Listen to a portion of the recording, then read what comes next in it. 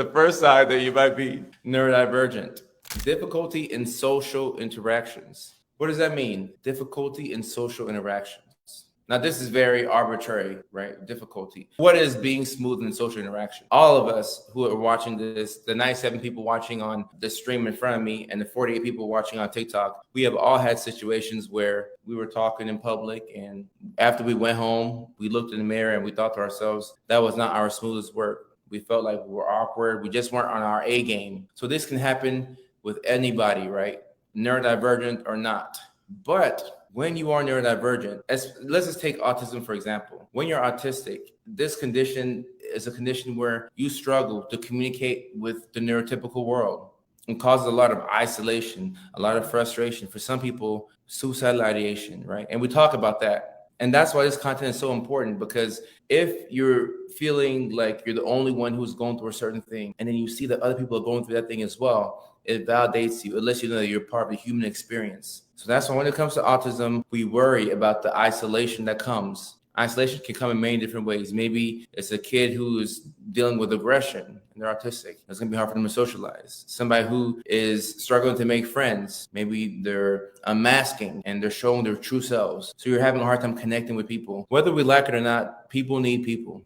People are going to need people. So when every single social interaction feels like a quiz, when every single social interaction feels like somebody's watching you, when it feels like you have to rehearse everything to be accepted by other people, it could be a sign that, you might have to come to go see Dr. Kojo. You might have to come to my office. You may have to come to my office. You might have to come to my office. You may have to fill out the appointment and come through. Book a flight to LA or catch me in Dallas right now. You might have to come to my office. If somebody's talking to you, it should not feel like a quiz. Ray says knocking it out the park and still thinking you could have done more. I've seen that a lot. You have a social interaction where everything goes fine. Everything is fine. Nobody thought you were lame. Nobody thought you were a loser. But for some reason in your head, you're like, just the way I looked at her, like it would probably thinks I'm a creep, or that inner dialogue. That's how we have to drown this out with positive self-talk. We have to drown it out.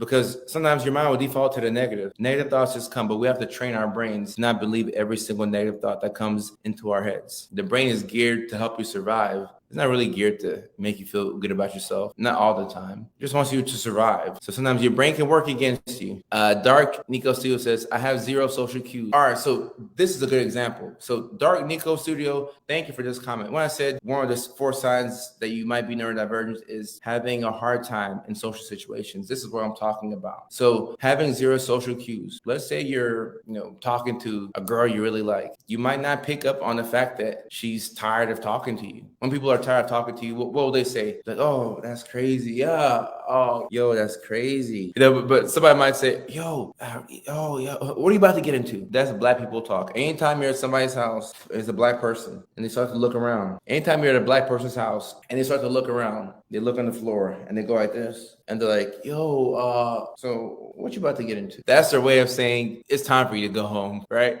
But there's different ways of, picking up on social cues. And this is more of a funny example. But social cues, when you're in danger, that's what I really worry about. When you're in danger, are you able to understand that you're in a situation where you have to get out fast? Sometimes you walk into a room and you can tell like, oh, I'm not supposed to be here right now. Like I should be anywhere but here. Could be a social cue. Kate says also not being able to find words, so you explain the word. Yeah. She doesn't ask for her bat. She asks for the thing she hits the ball with. Katie. So I like what Katie's saying. This is something I see a lot in autism, having a hard time communicating. You can't say what you want to say. That can lead to a lot of frustration. And if you're able to point, or if you're able to describe, oh, it's the thing that you hit the ball with, that can help to relieve the frustration. I'm not sure where I caught if Katie had left more than one comment, but I'm vibing with you right here. Oh, so Kate, you're talking about your autistic daughter. Oh, that makes sense. Oh, okay, that makes sense. But Kate said, my autistic daughter takes everything literally. She was told her coach was going to be late. He broke down. She asked what happened to him. Was it his heart? I said, no, honey, that is typically broke down, refers. Got it. Okay. Right. That's a really good example right there. Dan says, I'm a people pleaser type, so I'm liked in social situations, but I am so drained afterwards. Right. So I like what Dana's saying here. What was the first sign that you might be neurodivergent? Difficulty in social situations. So Dana is a people pleaser. So Dana knows what to talk about. If it's a Super Bowl party, Dana knows to talk a little bit about the Chiefs, a little bit about Taylor Swift, a little bit about the Niners and Brock Purdy. If it's a movie night, Dana knows to talk about Balto. She can talk a little bit about Barbie. Dana knows how to assimilate into different environments. But what's the cost? The cost is when Dana goes home, Dana is one tired McFicky because she's been doing her best to mask and fit into all these situations to make people laugh. Somebody says a joke and it's not funny, and Dana's like, Dana, I'm not mocking you. That's what I do when I laugh at a joke that's not funny. And then you feel so disgusted. You're like, that was the fakest laugh in the world. Like, what am I doing in my life? What am I doing in my life?